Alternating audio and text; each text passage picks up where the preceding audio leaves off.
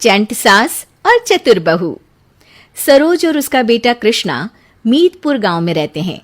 कृष्णा हमेशा अपने काम में व्यस्त रहता है और सरोज की तबीयत भी खास ठीक नहीं रहती। इसीलिए एक दिन सरोज बेटे को अपने पास बुलाकर उससे कहती है, अरे लल्ला, मेरी तो दिन ब दिन जान ही सूखी जा रही है।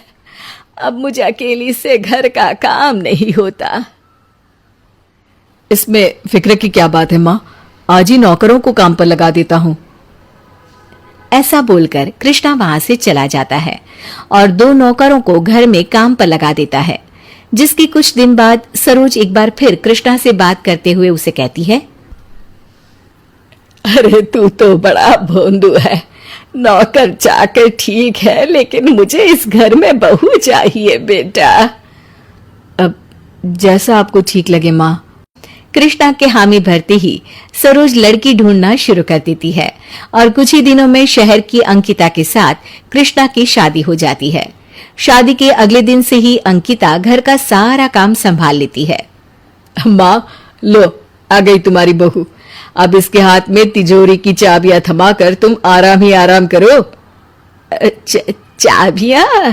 पर इसे चाबियों की क्या जरूरत बेटा, सब घर में ही है, जो चाहिए मुझसे मांग लेगी। अरे तुम कब तक सारे काम का बोझ अपने सर पर लेकर घूमोगी? आराम करो और फिर जो भी बात हो अंकिता को कह देना। कृष्णा तिजोरी की चाबियां अंकिता को दिलाकर काम के लिए चला जाता है और अंकिता भी अपने काम में व्यस्त हो जाती है। अरे वाहरी, घर में आते ही मेरी चाबियां हथियाली, आगे न जाने क्या गुल खिलाएगी। इसे दिखाना पड़ेगा कि सास कौन है और बहू कौन। सरोज बाजार का बहाना कर घर से निकलकर सीधा अपनी सहेली बिमला के घर पहुंचती है, जहां वो बिमला के बेटे से सारी जायदाद के नए कागज अपने नाम पर बनवाकर अगले दिन उन्हें कृष्णा के सामने रख देती है। बेटा, तेरे पापा हमें छोड़कर जाने से पहले मेरे नाम का एक खेत छोड़कर गए थे। जब मैं तेरे नाम करना चाहती हूँ तो जरा इन कागज पर हस्ताक्षर तो कर दे। माँ की बात मानते हुए कृष्णा पेपर बिना पढ़े उन पर हस्ताक्षर कर काम पर चला जाता है। जिसके जाते ही सरोज सीधा अंकिता के पास जाकर उसे कहती है, बहू चल, तिजोरी की चाबियां मेरे हाथ में थमा दे।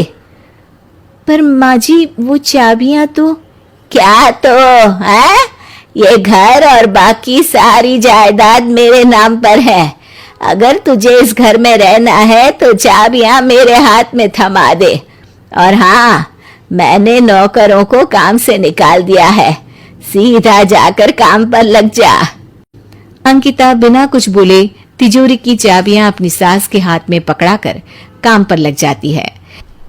शाम को जब कृष्णा घर वापस आता है तो अंकिता की पसीनों में बेहाल हालत देखकर हैरानी से उससे पूछता है, अंकिता, ये क्या हाल बनाया हुआ है? दोनों नौकर कहाँ है? माँ जी ने सबको काम से निकाल दिया। पर माँ ऐसा क्यों करेंगी? कृष्णा के पूछने पर अंकिता उसे सरोज की कही सारी बातें बताती है, जिन्हें सुनकर कृष्णा सीधा अपनी माँ के पास जाता है। माँ, ये क्या तमाशा लगा रखा है? आपको जायदाद चाहिए तो रखिए, वैसे भी ये सब आपका ही है, लेकिन अंकिता के साथ नौकरों जैसा व्यवहार करना सही नहीं। चुप कर, ये मेरा घर है, यहाँ सिर्फ मेरी बात चलेगी और तेरी बहू को तो मैं कभी अपने घर पर कब्जा करने नहीं दूंगी। अगर इसे यहाँ रहना है तो मेरी सभी बातें माननी पड़ेंगी। सरोज की बात पर कृष्णा जवाब देने ही वाला होता है, लेकिन अंकिता उसे चुप कराकर वहां से बाहर ले जाती है। माँ जी से लड़ाई करने का कोई फायदा नहीं है, हमें इन्हें इन्हीं के तरीके से समझाना होगा। इसके बाद अंकिता और कृष्णा कुछ समय तक सरोज की हर बात मानते हैं और फिर एक दोपहर अंकिता अपनी सास के पास जाकर उससे कहती है, माँ जी, मुझे जरा एक दिन के लिए अपने घर जाना है, कल तक वापस आ जाऊंगी।